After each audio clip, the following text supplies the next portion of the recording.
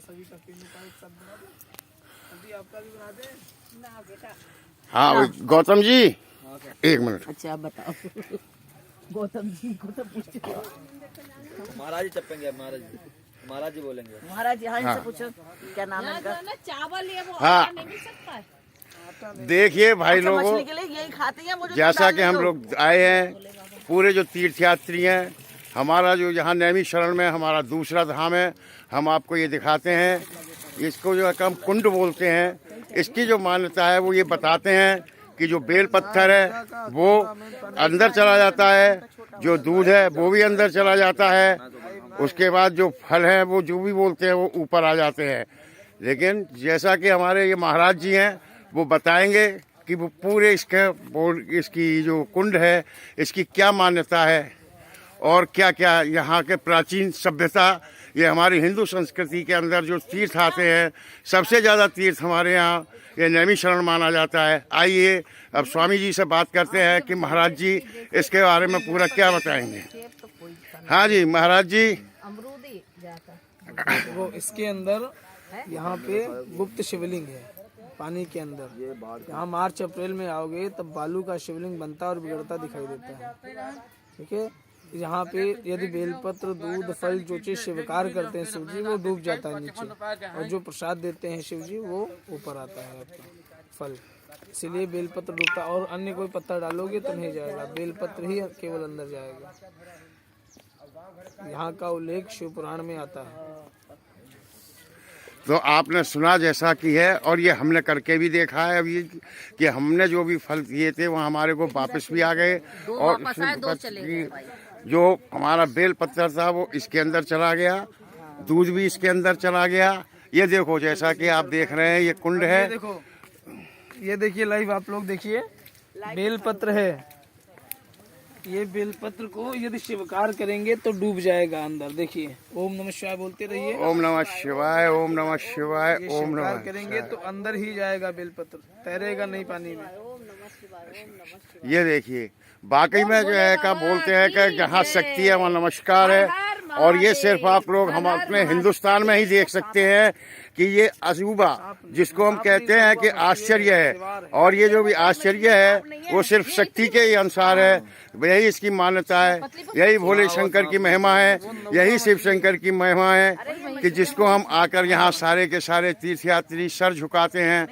उसके बाद में उनको भेजते हैं। आप भेजो भैया, नहीं तो फिर वो रह जाएंगे। और ये गंगा जल कायम लेके चलेंगे अपन लोग, बोतल भी ना है एक, ये तो जरूरी था। इसके साथ ही सभी लोगों को नमस्कार। अब चलते हैं अगले पड़ाव की ओर। नहीं पानी में नहीं, बस करने लगा तो देवता भगवान शिव के पास गए और उससे युद्ध करने के लिए भगवान शिव की विनती की, जिसे उन्होंने स्वीकार कर इस नैमिष के तपोवनारण्य में त्रिपुरासुर से घोर संग्राम किया। एक समय जब नंदी जी प्यासे हुए तो उन्होंने पृथ्वी का भेदन किया और जल निकाला। उस जल को पी करके उन्होंने अपने शरीर को शक्ति प्रदान की नंदी जी ने, और युद्ध में योगदान दिया। और भगवान शिव ने त्रिपुरासुर का वध किया तो देवताओं ने पुष्प वर्षा के साथ में उनको त्रिपुरारी के नाम से आलंकित किया। और वह जो जल उत्पन्न हुआ था पृथ्वी से, उस तीर्थ का नाम सरस्वती तीर्थ रखा। तो इस 84 कोष में अगर सबसे पहले कोई तीर्थ उत्पन्न हुआ तो वो सरस्वती तीर्थ उत्पन्न हुआ। यहीं पर आकर के भगवान दधीची अपनी धर्मपत्नी सुवर्चा के साथ तपस्या करने लगे। एक समय इंद्र अपने द्वितीय गुरु विश्वस्वरूप जी का वध कर दिया, जिनके 3 मुख थे। एक मुख से वायु, एक मुख से मदिरा, एक मुख से वेद मंत्र का उच्चारण करते। विश्वस्वरूप जी यज्ञ में आहुतियां दे रहे थे। आकर के दैत्य माता दिति ने कहा कि हे पुत्र, मैं तुम्हारे माँ के समान मौसी हूँ। तुम्हारे भाई जो दैत्य हैं वो भूख में बहुत व्याकुल रहते हैं, इसलिए यज्ञ का कुछ अंश इनको भी दे दिया करो। इन्होंने विचार किया, माँ के समान मौसी कुछ याचना करने आई है, अगर मैं याचना स्वीकार नहीं करूंगा तो माँ के अपमान करने का घोर पातक लगेगा। बोले ठीक है माते। यज्ञ में आहुतियां देते समय जो साकल्य अग्निकुंड के बाहर गिर जाती है, यज्ञ की पूर्णाहुति पश्चात हमारे दैत्य भाई ले जा सकते हैं।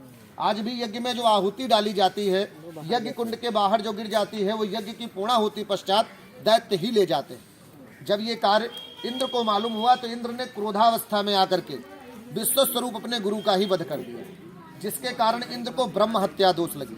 उस ब्रह्म हत्या दोष को उसने 4 भागों में बांटा। पहला पृथ्वी को दिया जो ऊसर भूमि रहती, दूसरा नदी को दिया जो झाग उत्पन्न होता है, तीसरा इन वृक्षों को दिया है जो गोंद उत्पन्न होता है, चौथा अब माताओं को मिला जो रजस्वला धर्म से होती है।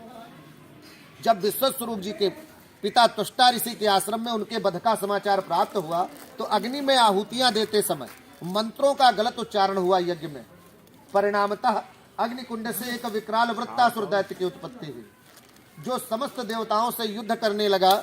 युद्ध में देवता जीत नहीं पा रहे थे तो ब्रह्मा जी के पास जाकर के उसकी मृत्यु का उपाय पूछे, क्योंकि ब्रह्मा जी जन्म से लगा करके मृत्यु का लेखा जोखा रखते हैं। तो ब्रह्मा जी ने कहा, सुनो परेशान मत हो इंद्र, एक समय मैंने अपने हृदय से 2 पुत्र उत्पन्न किए थे, जिनका नाम भृग और अथर्व हुआ। अथर्व जिन्होंने अथर्व वेद की रचना की। अथर्व ऋषि से भाद्र मास की शुक्ल पष्ठी अष्टमी को एक तेजस्वी पुत्र की उत्पत्ति हुई, जिसका नाम दधीच है। दधीच के गुरु भगवान आशुतोष शिव हैं और शिव जी की कृपा से दधीच की अस्थियों में वज्र समाया हुआ। दक्ष की यज्ञ का जब बहिष्कार किया था और ये स्वयं ब्रह्मा बनकर उपस्थित थे, दधीच को ब्रह्मा बनाया गया था दक्ष की यज्ञ में। तो उन्होंने कहा कि ब्रह्मा तो मैं बना हुआ हूँ, पर यहाँ ब्रह्मा विष्णु है और यहाँ पर शिव नहीं है जो कल्याणकारी है, इसलिए दक्ष शिव का अंश लगाओ और उनको आमंत्रित करो, तभी इस यज्ञ का कल्याण हो सकता है। वरना मैं इस यज्ञ का बहिष्कार बहिष्कार करके चला जाऊंगा। जय माता की। हाँ तो दोस्तों देखिए,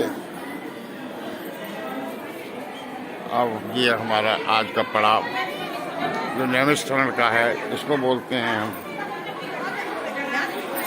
माँ शक्तिपीठ श्री ललिता देवी का मंदिर है। ये भक्त लोग सभी यहाँ के दर्शन करते हैं। कहा जाता है सिद्धपीठ में यहाँ आकर माँ का हृदय जो जिस समय वो भगवान शंकर ने जो काटे थे, वो जो सिर काटे थे, वो लक्ष्मी उनकी सती के, तो सती के जब ये सुनिश्चित करे थे तो यहाँ आके हृदय पड़ा हुआ है इनका, इसको बोलते हैं ललिता देवी का सिद्धपीठ का मंदिर। यहाँ दर्शन करते हुए सभी लोग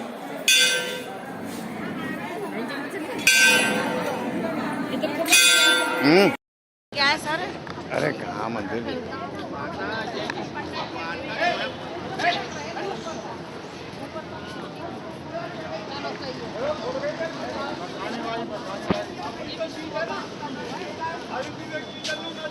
तो नहीं गया, ले गया।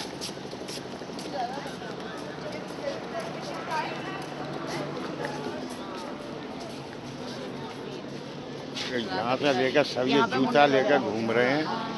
पंडित जी को अभी तो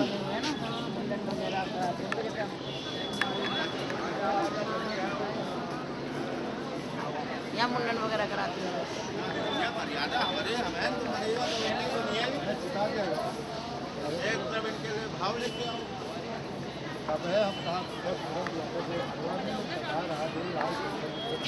हाँ तो भाइयों नमस्कार। आगे हम देखते हैं नैमिषारण्य का अगला तीर्थ, इसको बोलते हैं चक्रकुंड।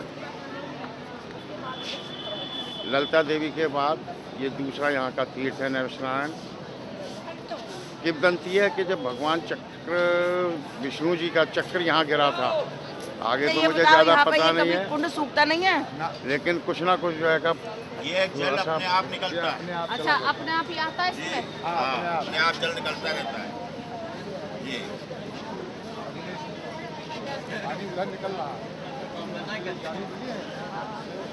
ये इसमें सो के सरोवर से उसमें जाता है और उसमें से गोमती में जाता है सीधे।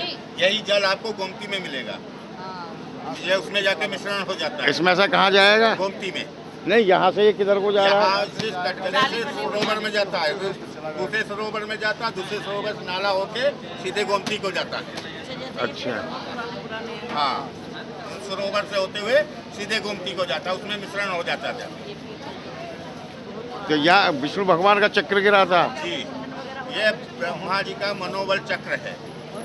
अच्छा, ब्रह्मा जी का मनोबल चक्र है। वही स्थान है, एक पुष्कर में पद्मा स्वरूप और यहाँ जल स्वरूप में है। मन रूपी चक्र। जय श्री राम। हाँ जय श्री राम। देखिए आप यहाँ आके हमारी फिर दोबारा हमारे साथियों से मुलाकात हुई है, साल लगा ले आके समझे। जय श्री राम के साथ में जैसा कि अभी आपको पंडित जी ने बताया था कि यहाँ ब्रह्मा जी का मानव रूपी चक्र, वो मन रूपी चक्र है। जैसे कि हम लोग एक चक्र तो होता है क्या बोलते हैं, फिजिकल चक्र होता है, थोड़ा क्षमा चाहता हूँ कि हिंदी में मेरे को नहीं आ रहा है। एक तो फिजिकल जो देखने वाला चक्र होता है, एक होता है मन का चक्र।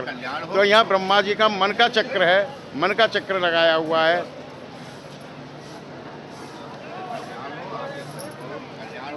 यात्रा मंगलमय हो, आप सबका कल्याण हो,